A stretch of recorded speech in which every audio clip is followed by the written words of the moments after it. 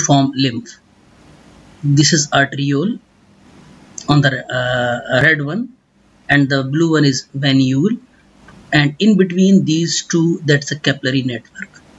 Capillary network has two parts. One is called arteriolar end, the red one, and the other one is blue one, that is called venular end. Fluid from arteriolar end of the capillary enter into the interstitial space, the white spaces in between these capillary network, and the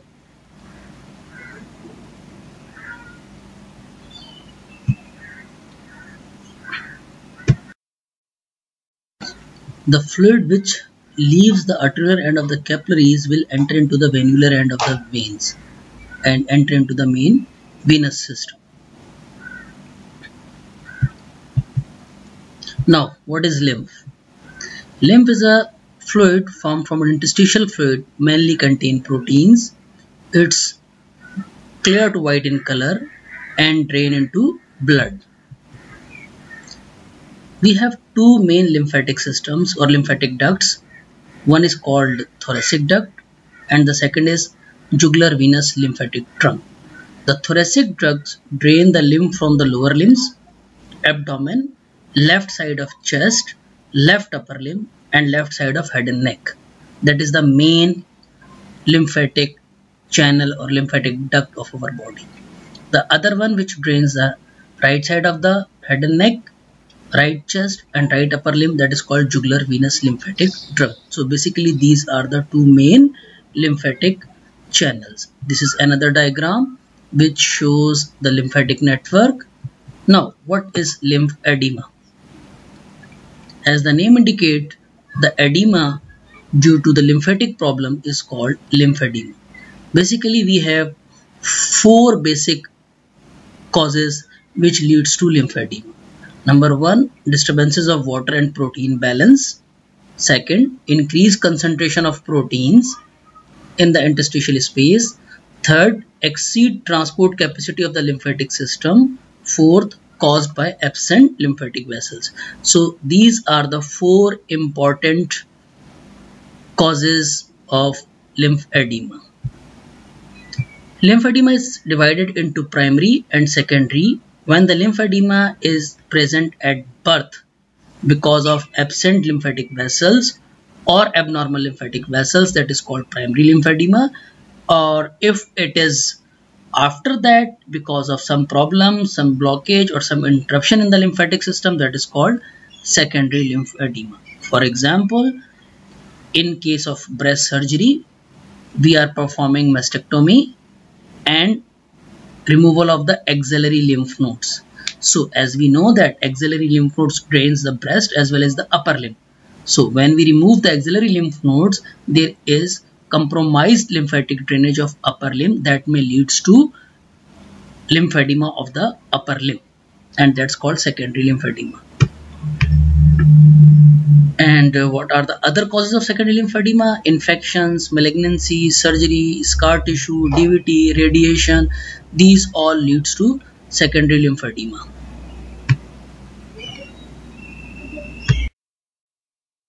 This is an classification system of lymphedema. That may be primary, that may be secondary.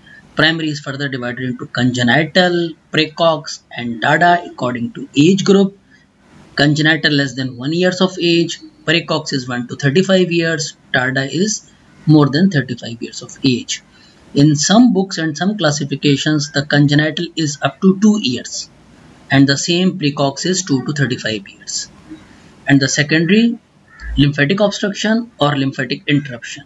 Lymphatic obstruction caused by malignancy, infection or radiotherapy. As compared to that, lymphatic interruption is caused by groin surgery, lymph node excision.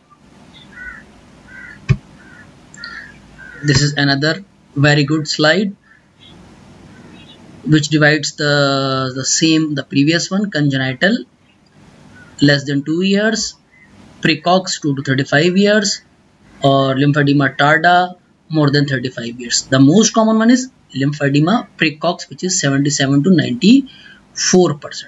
The congenital one has two forms, commonly used two forms, familial one and non-familial one. The familial one is called Milroy disease. Same like lymphedema precox, they also have two types, sporadic and familial. The familial is called Meeks disease. The third one is lymphedema tarda, which is in the more than 35 years of age group, and this is common in obese patients.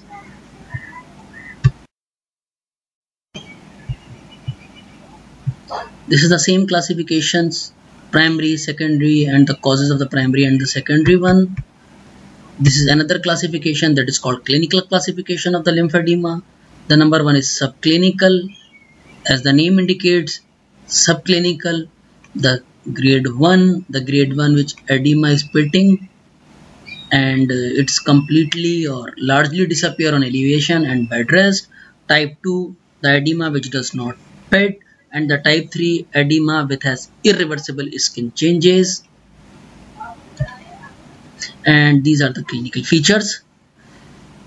इसमें आप देख सकते हैं कि जो दोनों टांगे हैं, दो लोअर लिम्स हैं, lower limbs is asymmetrical. The left one is edematous, that is lymphedema, and the right one is normal. So the first clinical feature is asymmetry, and the lymphedema is mainly involved the lower limbs. And look at the shape of foot. Normally foot is elongated. Now foot is a square shape, and there is a hump on the dorsum that is called buffalo hump. The toes is also square shape, and normally we have submalleolar depression. Here we can't see the submalleolar depression. And in this picture we can see the skin changes. The skin is rough, dry, with fissures, with cracks.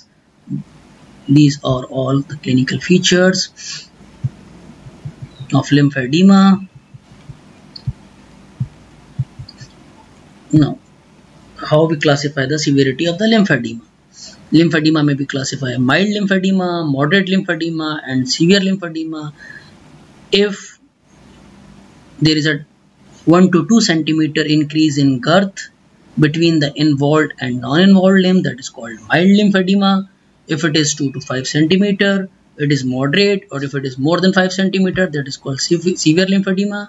That is another classification that is called pitting edema, Browning edema, and weeping. This is another classification. There are different types of classification which is used in different types of books.